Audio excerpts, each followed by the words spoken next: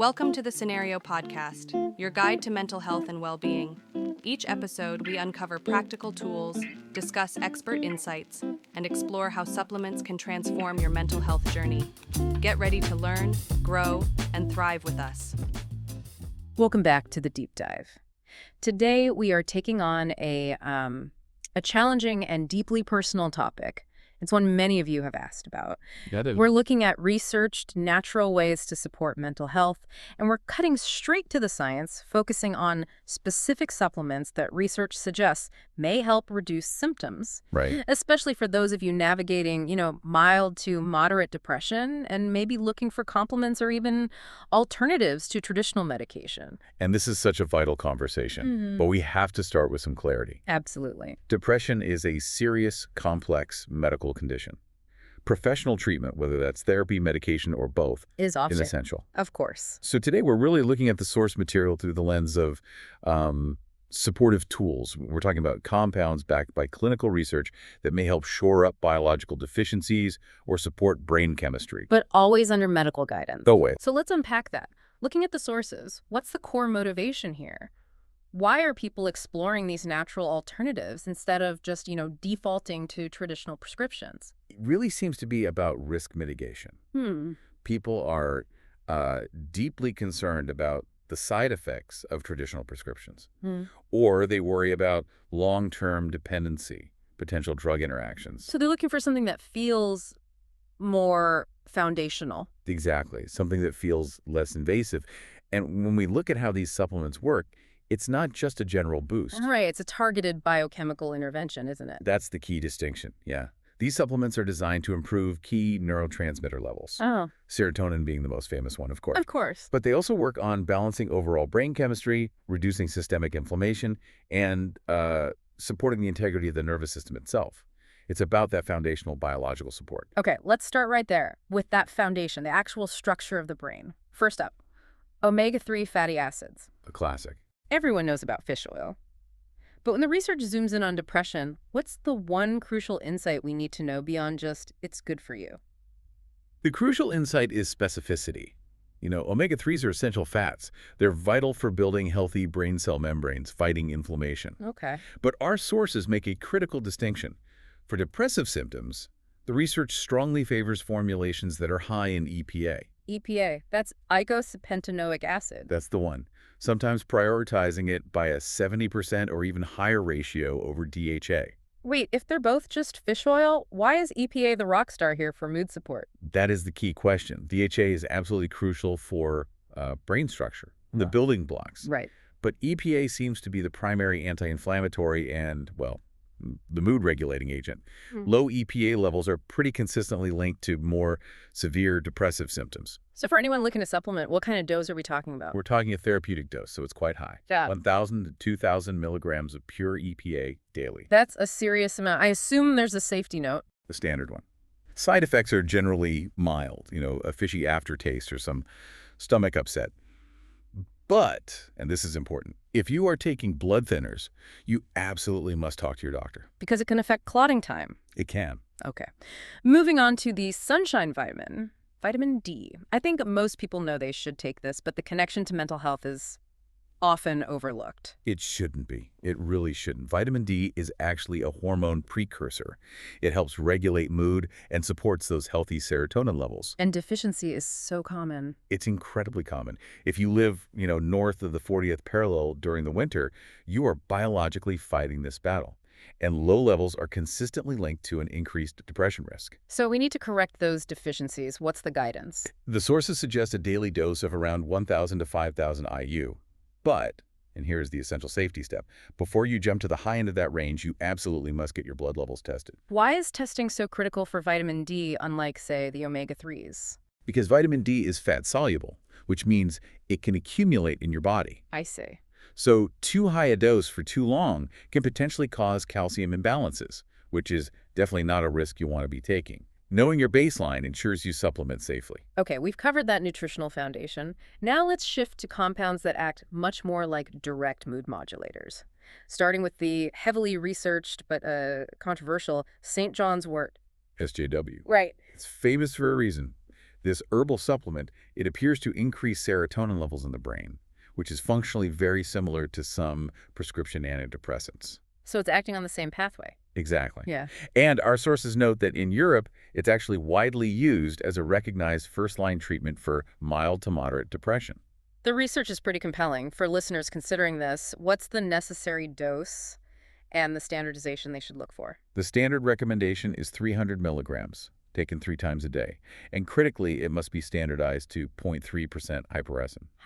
Yep. That standardization ensures you're getting the active compound that was actually used in the studies. Okay, we need to pause here. We cannot overstate this next warning. This is where supplements stop being just vitamins and start acting like serious pharmaceuticals. This is a medical emergency risk we're talking about. SJW carries major drug interaction risks. It interacts with so many medications, birth control, HIV drugs, blood pressure meds, by affecting how the liver processes them. But the most serious interaction is with prescription antidepressants. And if you combine them? You significantly increase the risk of something called serotonin syndrome. Serotonin syndrome sounds terrifying, but what does that actually mean for the listener? It's when the system gets completely overloaded. Think of it like a chemical flash flood in your brain. Wow. It can lead to a rapid heart rate, intense confusion, muscle rigidity, high fever, even seizures. It is a life-threatening medical emergency. So the bottom line? The bottom line is you must always consult a doctor before starting SKW, especially if you take any other medication, period. And that terrifying warning applies equally to our next compound, 5-HTP. Absolutely. 5-hydroxytryptophan. Right. 5-HTP is an amino acid that serves as a direct precursor. The body converts it straight into serotonin. You're basically just fueling the serotonin production line. Doses for that? Doses range from 100 to 300 milligrams per day. It's usually taken with food. Some people report a little nausea or drowsiness at first. And the warning we just gave? It is identical. Because 5-HTP directly boosts serotonin, it must never be combined with prescription antidepressants or other serotonin-boosting agents like SJW. Because of that same risk of overload? The risk of that chemical overload, that serotonin syndrome, is just too high. If a compound works in the same way as a prescription drug, you treat it with the same caution. That really sets a powerful precedent. Okay, let's move to some compounds that offer more. Comprehensive system support, starting with SAMe. That's adenosine methionine. Yes, SAMe is fascinating. It's naturally occurring in the body, and it's widely used in Europe. How does it work? It goes right to the root of production. It's vital for a process called methylation. Methylation. Okay, break that down for us. So think of methylation as the body's chemical tagging and assembly system. Okay. It's what's responsible for turning basic ingredients into complex things, including essential neurotransmitters like dopamine and serotonin. If your methylation is sluggish, that whole assembly line for mood chemicals slows down. SAMe helps kickstart that process. That sounds incredibly foundational. Is it effective? The research says yes. It's been found to be as effective as certain antidepressants, and many people report it may work quite quickly. And the dosing? It's a broad range, 400 to 1,600 milligrams daily. The key is to start low and increase gradually. And one little user note, probably best to avoid taking it at night. It can be a bit stimulating for some people. Good to know. Next, a mineral involved in, hundreds of reactions. Magnesium. Magnesium is just non-negotiable for wellness. It acts as a natural calmative. It helps regulate the nervous system, reduce anxiety, support good sleep, all critical for mental stability. And here's the key insight, right? The sources show that many people with depression have immeasurably low magnesium levels. They do. They're deficient.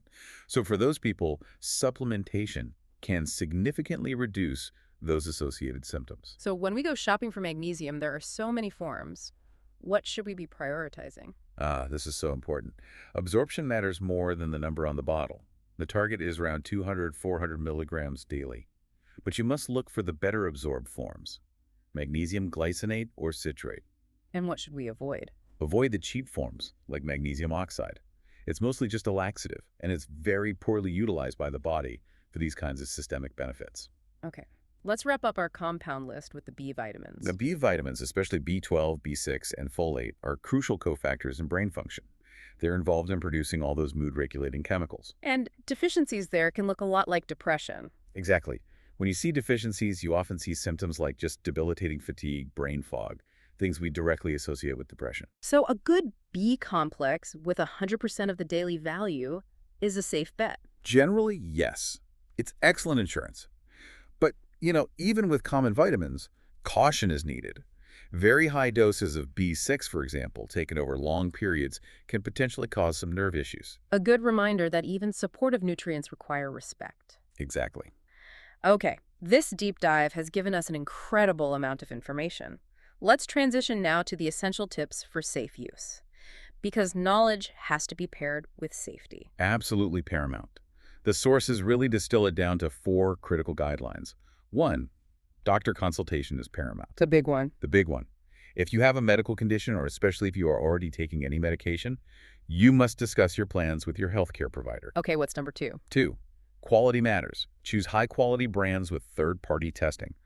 Supplements aren't tightly regulated, so you need that assurance that what's on the label is actually in the bottle. And for monitoring and avoiding those dangerous overlaps. That brings us to 3. Start slow and track. Monitor the effects over weeks, even months. You're looking for subtle, gradual improvements. And 4, the biggest takeaway of the day. Interaction risk is real. We've certainly seen that. Taking multiple supplements can lead to unforeseen interactions. And we'll stress it one last time, especially when combining anything that boosts serotonin, like SJW and 5-HTP. Never self-prescribe complex combinations. Let's address the scope of effectiveness one last time. Are these supplements meant to replace treatment for severe clinical depression? The sources are unequivocal on this. No. Okay. These are powerful supportive tools for mild to moderate cases. For severe, chronic, or treatment-resistant depression, they are usually not sufficient on their own. Professional intervention is essential. And finally, synergy. None of these things exist in a vacuum, do they? No, they don't. They work best as powerful support beams in a much larger, stronger structure. Managing depression is a journey. It requires support, patience, and the right tools. Right. But those tools always work better alongside foundational lifestyle changes.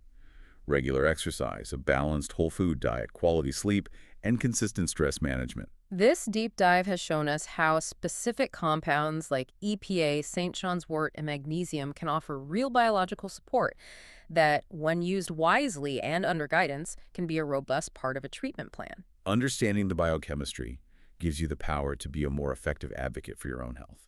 And that leads us to our final thought for you. We spent a lot of time emphasizing the severe warnings around supplementing, particularly with combining serotonin boosters, because the body's chemistry is so incredibly sensitive. This raises an important question. If our chemistry is that sensitive to a few hundred milligrams of a supplement, how much attention should we be giving to tracking our personal diet and environment, which introduce countless compounds daily as part of our comprehensive wellness strategy? Something to mull over until next time. Thanks for tuning in to the Scenario Podcast. Don't forget to visit scenario.com for more expert tips, articles, and supplements designed to support your mental health. If you enjoyed this episode, remember to subscribe and share it with a friend. Until next time, take care of yourself.